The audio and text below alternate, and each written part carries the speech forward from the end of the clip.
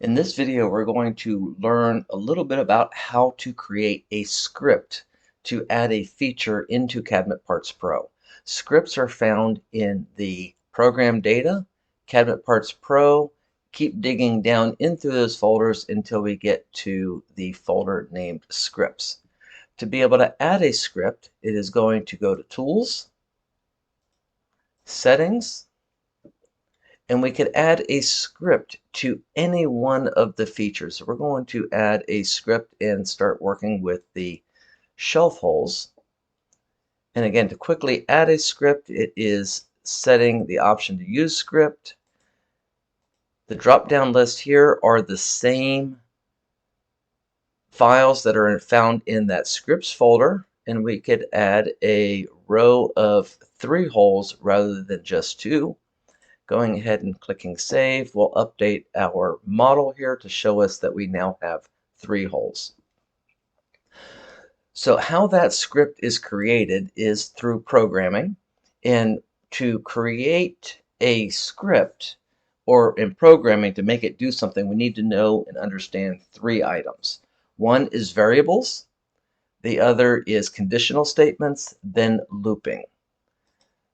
So this is the script that we have for the 3 holes. I know this looks kind of scary for those that don't know and understand programming, but we're going to break this down completely, and hopefully by the time we finish this series, we will understand everything that is going on inside of this folder.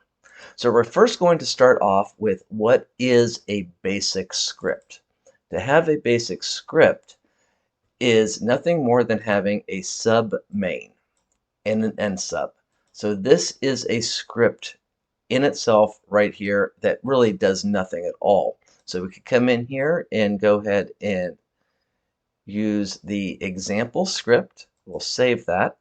And we see that we have no holes, no anything here. We can check, also use the default that will put the default rows of holes in here. We are still using the script, but again, it is doing nothing.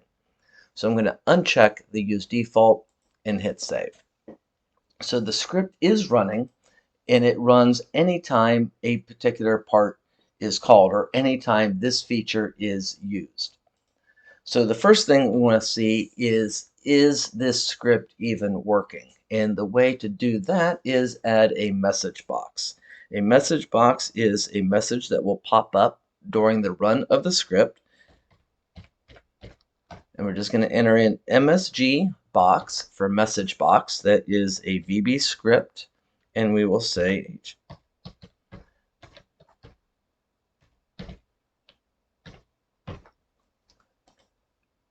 and we'll now save this. Coming back over here and just going to save this, that is going to apply that script, and there we have the message hello world. We're going to get that a couple of times as that file runs through the script.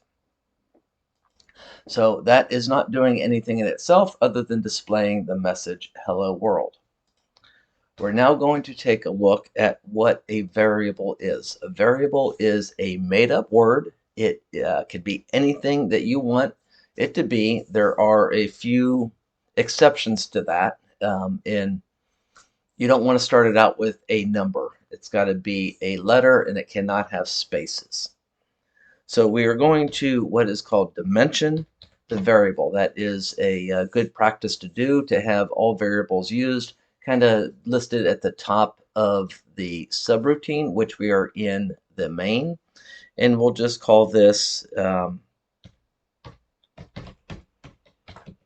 my first var for variable.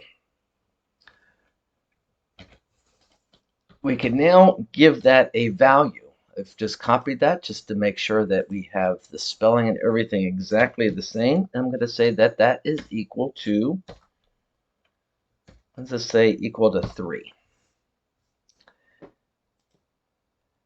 Now, instead of having it display hello world, we're just going to put the value of my first variable here, which hopefully when we run this script, we're going to get a message box that says 3. And there it is.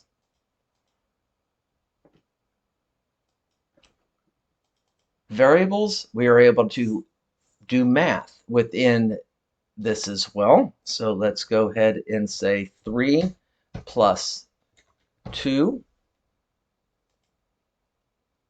Save that, come back over here and hit save again to apply that, and there we have 5.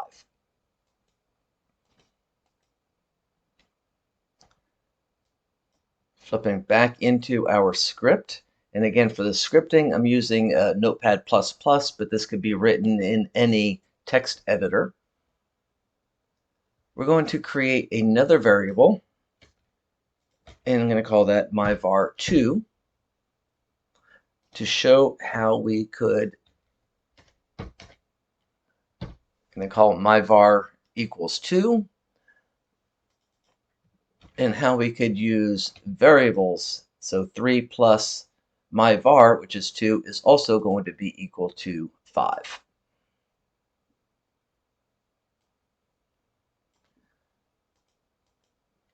So that is the basic understanding of variables. Again, they could be made up words. They are whatever you enter in there with a few conditions of it cannot start with a number and it cannot have spaces. Underscores are allowed. The next item that we need to understand to be able to create an effective script is conditional statements. Conditional statements are if statements. If this equals this, let's do this. So we are going to look at that now. So it is just if 2 equals 2, then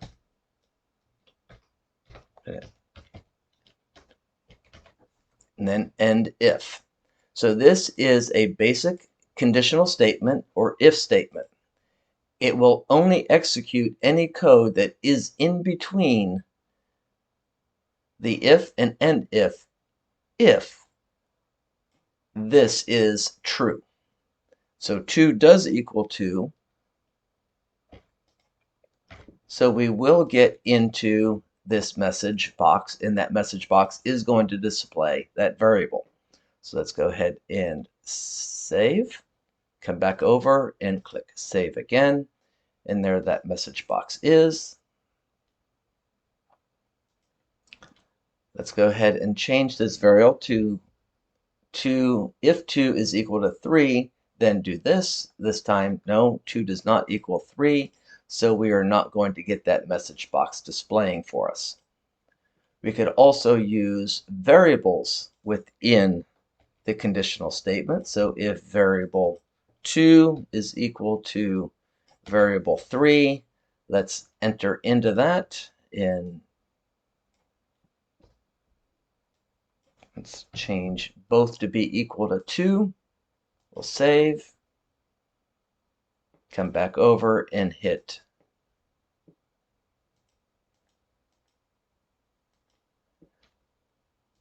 so there is a conditional statement that is an if statement. There are other conditional statements available, but the if is the most used and the easiest to understand. The next item that we need to learn to make an effective program is looping, and we are going to use a for loop. That is one of the more safer type of loops that could be used, meaning that we cannot really get trapped within an infinite loop here. So a for loop is a counter that it executes however many times we have it to or want it to, and with every time it goes through a loop, it increments a variable by a specified amount. So I know that sounded a little bit confusing, but in practice, in showing what it looks like, we're going to see. So we're going to say for I is going to be a variable, and we're going to say that that is going to be equal from 0 to 3, and then I'm just going to enter next. So this is a variable that's going to count from 0 to 3. And to see that counter working, I'm going to use our message box and put in the variable I.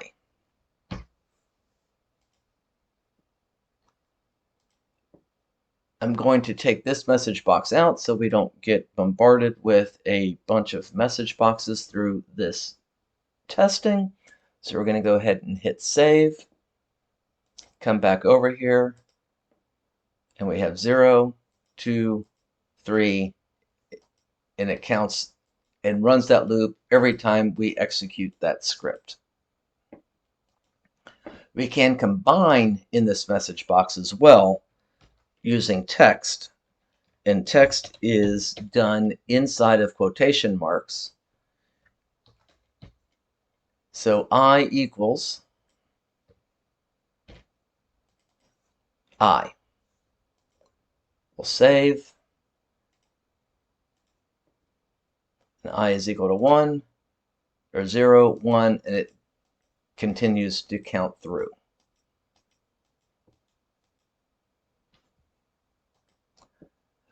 This is the basics of what is needed for a script, to be able to write a script. Once you understand these three items, variables, conditional statements, and loops, we're able to create whatever you would like to be able to create within Cabinet Parts Pro. One last item that we want to cover is this part name right here. This is what is, I'm going to call a system variable that is getting sent to our script from Cabinet Parts Pro, and that part name is going to be equal to the name of the part that is currently being used. So to see what that part name looks like, we're just going to use a message box.